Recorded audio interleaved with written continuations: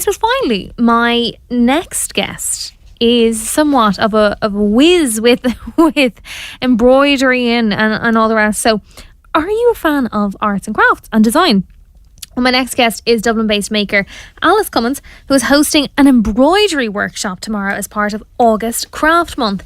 It just sounds fantastic. I can't wait to hear all about it. So thank you so much for coming in, Alice. How are you? Thanks for having me. I'm good. Thank you. No problem. So August Craft Month. Yes. It's obviously a big month for people like yourselves, designers. What are you doing this weekend? So this weekend I have a couple of embroidery workshops going on. So 5 workshops over the weekend. Just to kind of introduce people to embroidery itself, or kind of different techniques if they've already done other bits of embroidery, and just celebrate the craft. Brilliant. And I suppose, how did you get into it then?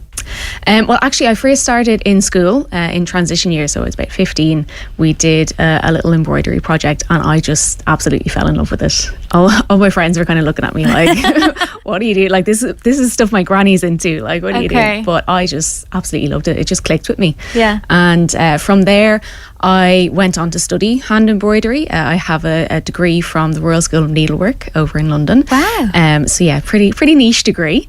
But yeah, that's where I really learned my craft. That's so cool. When you went over to London, I suppose London's such a bustling city, but it's also seen as such probably a modern, forward-thinking place. And as you just said there, embroidery is kind of a needlework. It's an art of yesteryear. Yeah, absolutely. What was it like when you were telling people, when you met them down wherever, they say, "What do you do in college?" And like, how was that? Yeah, I think no one ever expects that to come out of your mouth. Definitely.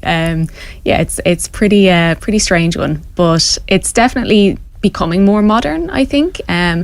Like the technique itself is so old, and we're doing the same stitches that would have been done a few hundred years ago, but the designs that are coming out now are just so much more modern and new, and it's really interesting to see different things being done with the craft.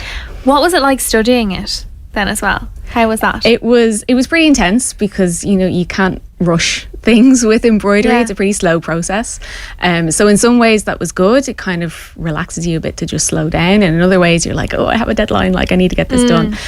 But it was really interesting. We learned so many different techniques. It was really hands-on, but we learned about kind of the theory of like color theory, and like the history of the craft and different things that are going on in the craft at the moment. So it was a really broad degree in embroidery, but yeah, it was really good.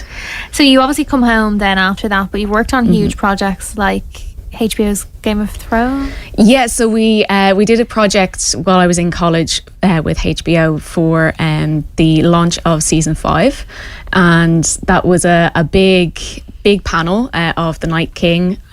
He was surrounded by all the White Walkers and everything, and that was really interesting. That was a collaboration with a few different organisations, and the RSN was one of them. So I was really lucky to be a part of that. How did that feel then, to like know that your work was kind of associated with such an amazing brand? Oh, it's brilliant. Like it's stressful. It's a stressful project to do, because you're like, so many eyes are going to be on this, but once it's done and you go and see it and you see the reaction of other people there as well, it's just so satisfying. Yeah. So then when you came home, you work a lot with Irish folklore and kind of, I'm not going to say weave, that's the wrong word, but how do you work that into your craft?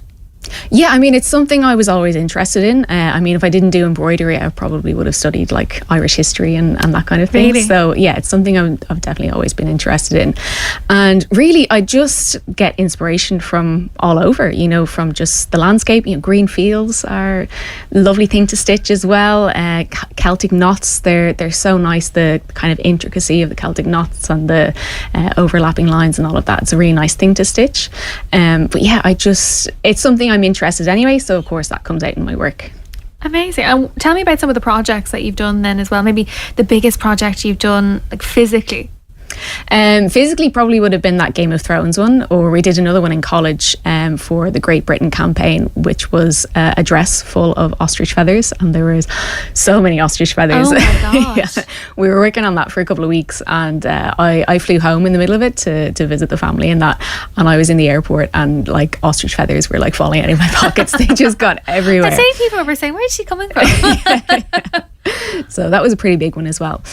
Since I've come home, I've really concentrated on my own business. So I teach the workshops and everything. Yeah. But I do a subscription box as well. Okay. So I release a new kit every second month.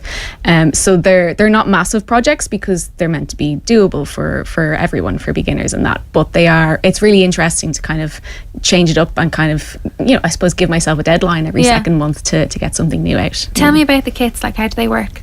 So you get all the materials that you need. You get all the threads, the needles, the fabric. The design is already printed on there, and you get instructions. So there's a little booklet to kind of tell you what to do, but there's also video instructions because I find I learn better that way, through video. So I do the little videos as well to kind of bring you through step by step and teach you each stitch, and then you make up a lovely piece of art for yourself.